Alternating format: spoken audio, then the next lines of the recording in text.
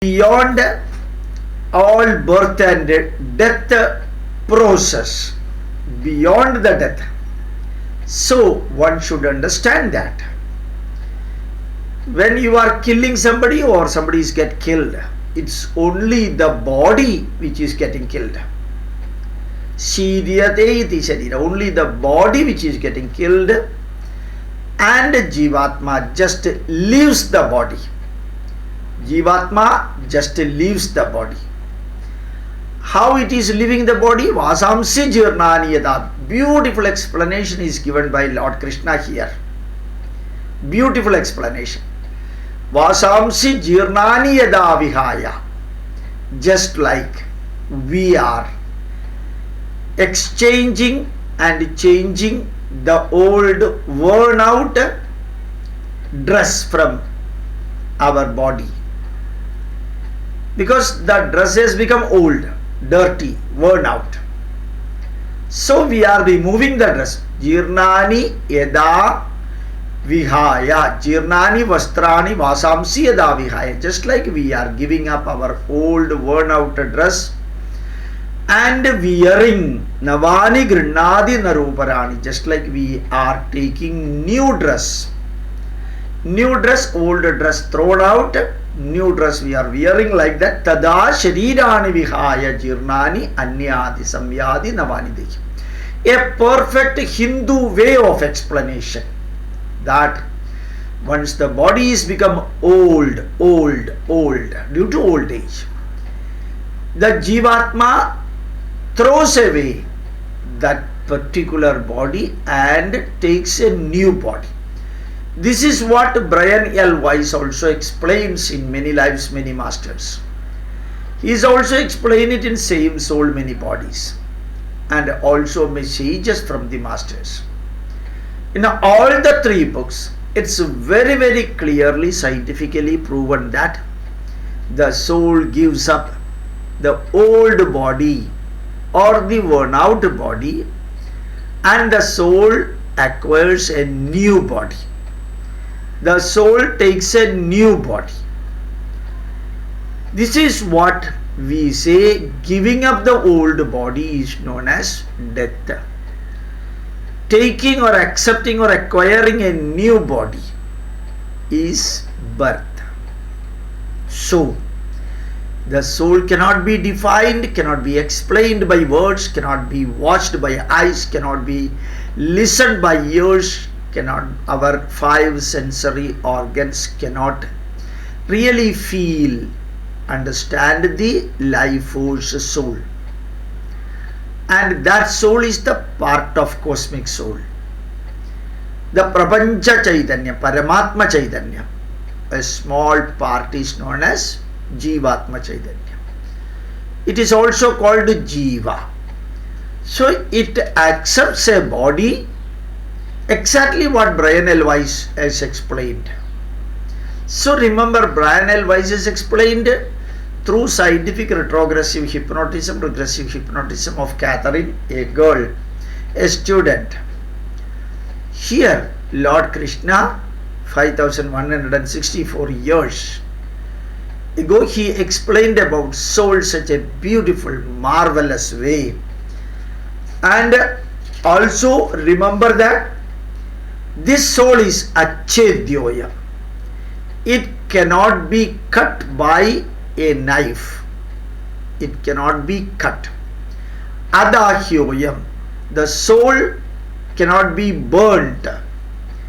Akledyo. The soul cannot be dissolved in water. Ashosha evaja. The soul cannot be dried in the wind. Nityam. The soul is everlasting. It does not have birth or death. Sarvagadaha. Always it was existing and it will be existing. Sthanu. It is stabilized. Achaloyam. It is immovable. Sanatana. Older than the oldest and ever noble. Beautifully defined like this. Achedyoyam adahyoyam akledyo shoshevaja nitya sarvagadasthanu rajaloyam sanadana. This explanation can be given even for a student. A high school student can understand this type of explanation. The soul is the one which cannot be watched by our eyes, which cannot be learned through listening, which cannot be explained by words. Yato vacho nivartande aprapya manasasaha. Because we cannot understand through our mind about the soul. So whatever may be the words we are using for explaining the soul, jeevaathma, those words are limited because it cannot be used to give a full explanation of the soul. It cannot be cut by a weapon or a knife. It cannot be burnt by fire. It cannot be dissolved in water. It cannot be dried by air. It was present, it is present, and it will be present. That means that it is beyond past tense, present tense, and future tense.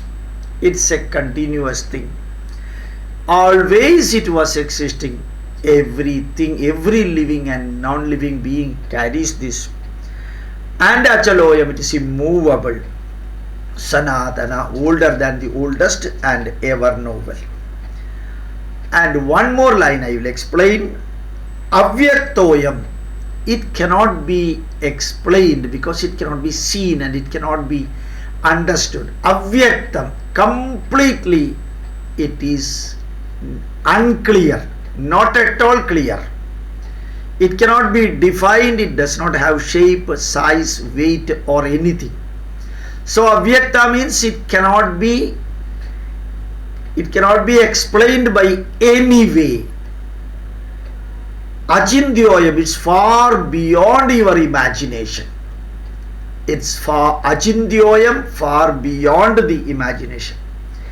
Avikaryoyam, it's far beyond having any emotions. No emotions can explain it. No feeling can explain about the soul, jeevaathma. Uchyate, this is what it is said. Tasmad evam viditvainam na anusuchi. So, whenever you are fighting a battle, whenever something is happening, a death taking place in our home or wheresoever it is, remember that jeevaathma cannot be killed. Jeevaathma will not kill anybody. So the question of death or killing as far as the jeevaathma is concerned, it is far beyond our way of thinking. It's unclear. These words are the perfect explanation of Upanishadic words of soul, jeevaathma. And our rishis were looking always internally for getting the explanation of jeevaathma. Better to say, instead of getting an explanation, getting an experience of jeevaathma. When the West was looking outside, East was looking inside. And when the West was looking external development, East in India we were looking for internal development. So remember that. Remember that. Our search for soul, jeevaathma, started time immemorial, thousands and thousands and thousands of years ago. Even now, it's continuing. And Lord Krishna in these lines, all these lines we will not explain, but very, very selective, powerful lines connected with the soul only we explained. We are not going to explain Bhagavad Gita, but we are going to explain Hindu Dharma through Bhagavad Gita, using selected verses from Bhagavad Gita. Even though we continued two batch, 14 to 25. Further, when we march forward, we may not use all these verses, because selected verses are enough to explain Hindu Dharma. Out of 574 stanzas, verses told by Lord Krishna in Bhagavad Gita, totally 700 verses, of which 574 explained by Lord Krishna. From those verses, we are selecting to explain only Hindu Dharma. Our aim is not to explain Bhagavad Gita, but through Bhagavad Gita learning Hindu Dharma. Through Bhagavad Gita we are learning Hindu Dharma. Thank you very much. Pranams to you.